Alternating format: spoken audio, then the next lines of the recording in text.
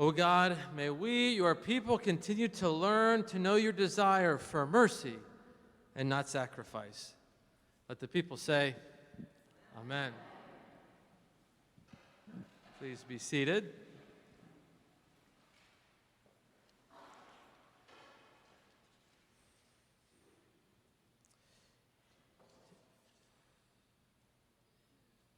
You've probably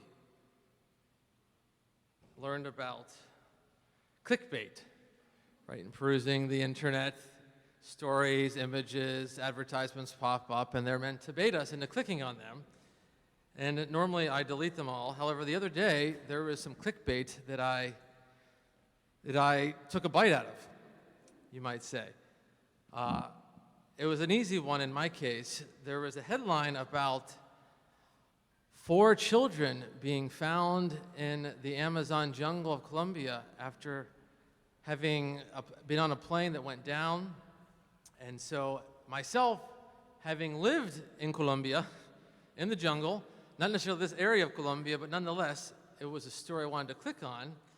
And when you know it, you read about a 13-year-old, a 9-year-old, a 4-year-old, and a 1-year-old who survived 40 days in the jungle.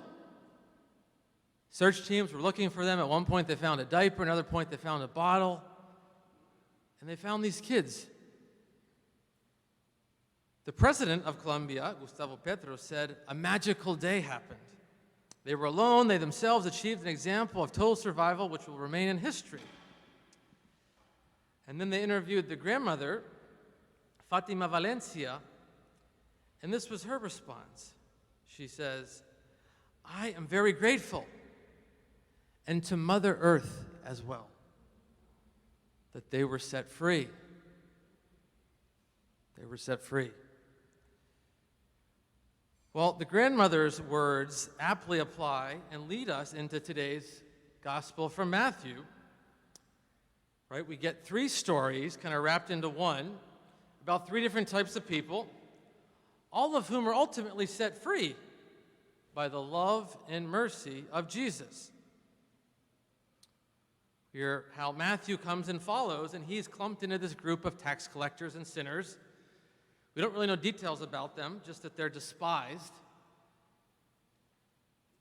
We know that Jesus sat down with them and shared a meal with them. And from that point, that fellowship, everything flows. He sought to know their humanity more than anyone else. He was determined to not let them be judged by certain things they had done, probably by their worst behaviors. And his presence with this group gives us a macro view, ultimately, that will allow us to zoom in and focus on 2 distinct healings. Powerful stories of healings, they are stories that involve physical touch. We all need touch. God's child Jesus knew that, and now we know it, if we hadn't known it before. So now, after a child is delivered, comes into the world, the first thing that happens is that child is brought to the parent's chest, skin to skin. Fairly natural, fairly obvious, but it's healing for both the child and the mother, the parent. So God's hope is that we not only touch the suffering of the other, but we also let ourselves be touched.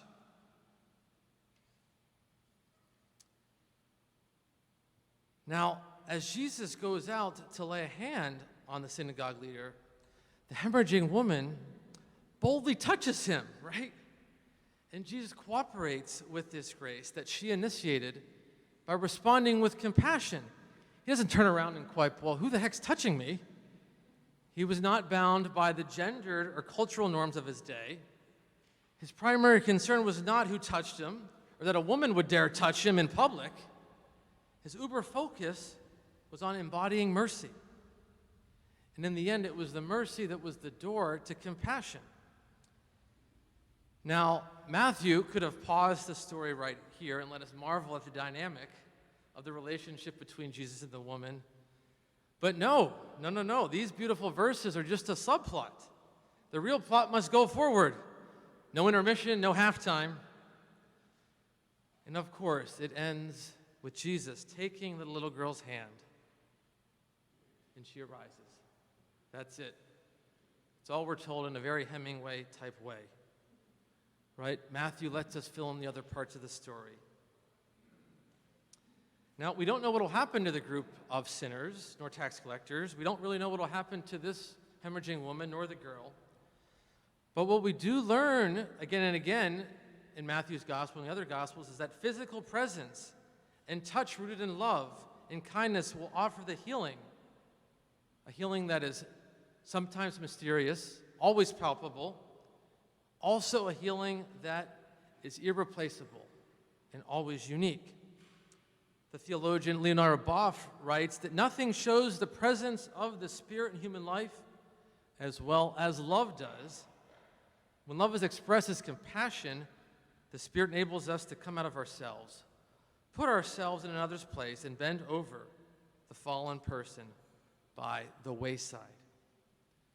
The key part of that quote being that last phrase. We have to bend over the person fallen by the wayside. We have to come face to face with suffering. That is how we get touched. That is how the hurt gets redeemed. Now, you might say, well, Brother Paul, what about the thousands and millions in this world, present and past, who never got touched, never got healed? What about them? Now, I acknowledge that it is true that some pain, some suffering, some hurt, be it from what is called natural evil, social evil, does not get touched. We see what war does. We saw the horrors of the pandemic. We know what sometimes seems like the insurmountable force, people with mental challenges, differently abled people. Yes, there do seem to be times where the potency of touch is never realized. And I don't have a platitude for us to stand on. We just have to name it, let ourselves feel it, and hold it.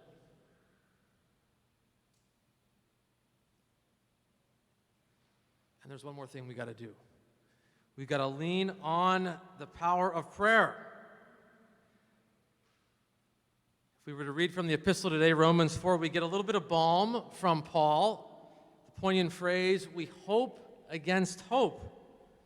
When all odds are stacked against us, we still hope. We believe that ultimately no one is forsaken. In our creed, we claim that Jesus descended to the dead. And we live into that. And if we pay close attention, we see that it happens. It happens. Our own community here at the Cathedral of the Crossing did this yesterday during the Pride event, right? Announcing that pain and hurt will become joy, dancing, and laughter. The suffering and sometimes death caused by discrimination against the queer community won't have the last word. The announcement happens through art and music. It also happens through our hugs and our smiles, touch. We hope against hope by the way we live. And the way we live, ultimately, is what allows us to number our days. Hope is what gives meaning to time, said the Christian philosopher Soren Kierkegaard. Not minutes, not days, not weeks, but hope. That is how we count time. And yes, there are marvelous search rescues that we hear about. There are amazing healings that we hear about. There are acts of protest that we see and observe. And yes, these massive and enormous things do give us hope. And there are small things too. Giving someone a cup of water, saying, God bless you, taking in a deep breath, or two or three. These are ways in which we embody hope in our world. And let us learn to reorient ourselves to time. And there's always time for hope. And the obvious way we can do it in our tradition is simply through a word, namely a word of forgiveness. This is what is named by the prophet Hosea today, the words that cause death for the empire, the death for those in power, is not you are condemned, but you are forgiven. And those words are dangerous to those in power. So if we do anything in our tradition, may we always do that. Offer that word of mercy, that word of compassion, not a word that wants to ultimately give sacrifice. And to wrap this all up today, I invite us to pray in the words of Howard Thurman, who seeks to help us reorient ourselves to time. O God, I need thee. I need thy sense of time. Always I have an underlying anxiety about things. Sometimes I'm in a hurry to achieve my ends and am completely without patience. It is hard for me to realize that some growth is slow, that all processes are not swift. I cannot always discriminate between what takes time to develop and what can be rushed because my sense of time is dulled. I measure things in terms of happenings. Oh, to understand the meaning of perspective, that I may do all things with a profound sense of leisure, of time. O God, I need thy sense of the future. Teach me to know that life is ever on the side of the future. Keep alive in me the forward look, the high hope, the onward surge. Let me not be frozen either by the past or the present. Grant me, O patient God, thy sense of the future, without which all life would sicken and die.